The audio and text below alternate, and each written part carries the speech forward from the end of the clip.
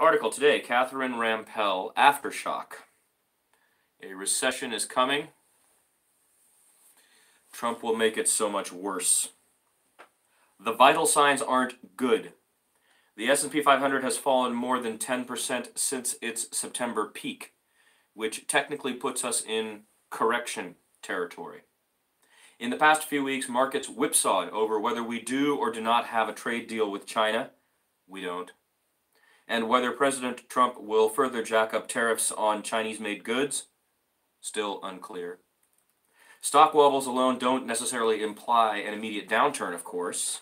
They forecast 9 of the last 5 recessions, Nobel laureate Paul Samuelson once quipped. But consumers also report rising pessimism to pollsters. The Treasury yield curve, which shows interest rates for bonds at different maturity rates, has partially inverted, which can signal that traders think the Federal Reserve will have to slash rates to goose the economy.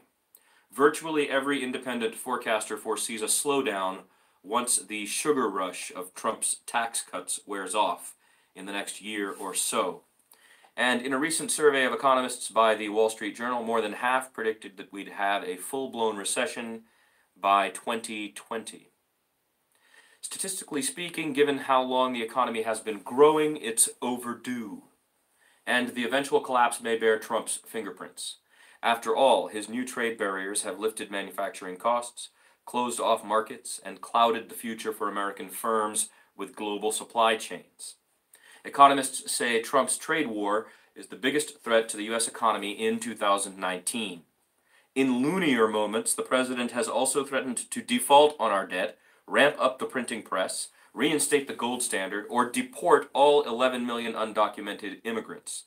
Some of those policies would ignite not just a recession, but an immediate global financial crisis. Or perhaps the contraction will follow some non-Trump related catastrophe, like an oil shock or a wave of defaults in the growing leveraged loan market. It's often impossible to ascribe blame accurately. Yet there's one thing we can expect with a fair amount of conviction. Even if Trump isn't the direct cause of the next recession, he's likely to make it so much worse.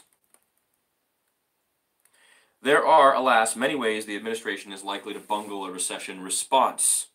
It may have done so already. The first issue is that Trump has already shot most of our fiscal bullets, leaving us with less ammunition when we actually need it. There are times when it's justified to run up deficits, specifically during a recession. When the private sector is shrinking, the public sector helps plug the shortfall through higher spending and or tax cuts. Republicans and Democrats, including Presidents George W. Bush and Barack Obama, have followed that standard Keynesian response over the years. When the economy is good, however, economists advise shrinking the deficit as much as possible or even running a surplus. Repair the roof when the sun is shining. Instead, Trump has done the opposite. When he entered office, budget deficits were expected to rise steadily over the next decade thanks to, among other factors, more baby boomers claiming Medicare and Social Security. Trump decided to widen deficits even further, adding $2 trillion over the next decade through tax cuts and spending increases. Now, with gaping budget holes, it will become much harder to offer fiscal stimulus when the time comes. Plus, whatever the actual cost, the Trump-led GOP seems poised to block greater spending during the next recession. National Economic Council Director Larry Kudlow opposed Barack Obama's major stimulus package in the last downturn. Outside advisor Stephen Moore recently counseled the president to, quote, veto every spending bill headed his way between now and the 2020 election, close quote. Even if Trump ignores such guidance, the Tea Party-influenced GOP, which has held on to control of the Senate, will probably have even less appetite for fiscal stimulus than it did in 2009, when just 3 Republican senators and 0 Republican representatives voted for the Recovery Act. Trump might also pursue policies that would inflict even more damage. As he tweeted recently, he's a tariff man. He thinks import duties make America richer by shielding struggling industries from foreign competition. Economic research overwhelmingly says this is wrong. It's not hard to imagine him trying to fix a contraction by throwing up even more barriers to trade. This beggar-thy-neighbor protectionist approach has been tried at the start of a downturn before, during the Great Depression. The problems began with the 1930 Tariff Act sometimes called Smoot-Hawley after the lawmakers who devised it, the Smoot-Hawley Tariff Act. As with Trump's recent tariffs, the new rules made the cost of doing business much more expensive for U.S. firms that purchased foreign goods as components of their own products. They also triggered a cascade of retaliatory counter-tariffs around the world. Global trade crashed. Economists agree that Smoot-Hawley deepened and extended the Great Depression, not just here, but worldwide. What if, in a crisis, Trump somehow received and then listened to sound economic advice? Even then, he would face a nearly impossible task, especially if the advice required enacting expensive and unpopular measures such as bailouts, which rank-and-file voters on the left and the right have told pollsters that they revile. Bailouts. During the 2008 collapse, Obama and Bush both stuck their necks out to corral votes for politically risky bills, measures that were necessary to stop the panic but that were not obviously beneficial to the short-term interests of politicians.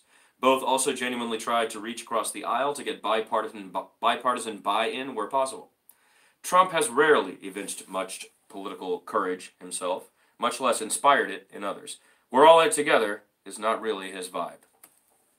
Speaking of leadership, there's also the problem of our deteriorating international standing. In the last financial crisis, having good relationships with central banks, finance ministers, and other leaders abroad proved crucial for coordinating fiscal and monetary responses. We set up currency swaps with other countries, for example, to stanch the bleeding, and we agreed to synchronized stimulus plans at the Group of 20 meetings, G20, in London. Given this experience, the Organization for Economic Cooperation and Development warned its members recently that they should start planning and coordinating their responses to a sharp downturn, quote-unquote, in advance, far in advance. But Trump has picked trade wars with adversaries and allies alike. He's insulted foreign leaders, such as Canadian Prime Minister Justin Trudeau, whom he called, quote, dishonest and weak, when they even politely object. And he's otherwise proved himself an erratic, unreliable partner with a dubious grasp of basic economics. He obsesses over bilateral trade deficits, which are driven by macroeconomic factors like savings and investment rates, rather than by anyone taking advantage. He reportedly thinks countries can pay down their debts by simply printing more money. He says Mexico is paying for his border wall through the NAFTA replacement. It's not. Foreign leaders would understandably be skeptical of U.S. entreaties for multilateral problem solving, if, in fact, we even bother with such overtures. Trump views the world as zero-sum. Anytime another country is improving, it must be at our expense. If Germany runs a trade surplus, for instance, or if German economic growth picks up, that must be because it's stealing business from somewhere else. Given this outlook, he may be suspicious of any multilateral response to a global downturn. As University of California at Berkeley economics professor Barry Eichengreen observed in a recent talk. Finally, there's this administration's unusually shallow bench of economic talent. Consider the team that led us out of the 2007-2008 financial panic. Whatever their shortcomings, and not foreseeing the crisis was surely one of them, they collectively offered tremendous expertise, experience, and relationships. Federal Reserve Chair Ben Bernanke had spent his academic career studying the Great Depression. Bush's Treasury Secretary, Henry Paulson, had been chief executive of Goldman Sachs. He knew the players on Wall Street, and they respected him. Timothy Geithner, president of the Federal Reserve Bank of New York and later Obama's Treasury Secretary, understood the plumbing of both the financial system and the federal government. In an earlier stint at Treasury in the 1990s, he was involved in responses to financial crises in Brazil, Mexico, Indonesia, South Korea, and Thailand. By contrast, Trump chose as his Treasury Secretary Steven Mnuchin, a guy who had zero policymaking experience and whose top private sector achievements include investments in Avatar, the movie, and the Lego Batman movie. Mnuchin worked on Wall Street, including at Goldman Sachs, but he has largely frittered away whatever trust he built up there. Like other Trump economic officials, he has been frequently and brazenly deceptive about administration policies and their consequences. Whether tax cuts will reduce deficits, whether we have a deal with China on trade, how quickly the U.S. economy can reasonably be expected to grow over the coming years, and so on. On that last point, Mnuchin, Kudlow, Council of Economic Advisors Chairman Kevin Hassett, and other administration officials have repeatedly claimed that 3 or 4% growth is sustainable, despite the fact that every independent economic prognosticator says otherwise. Such obvious fibs may seem minor, but they have consequences.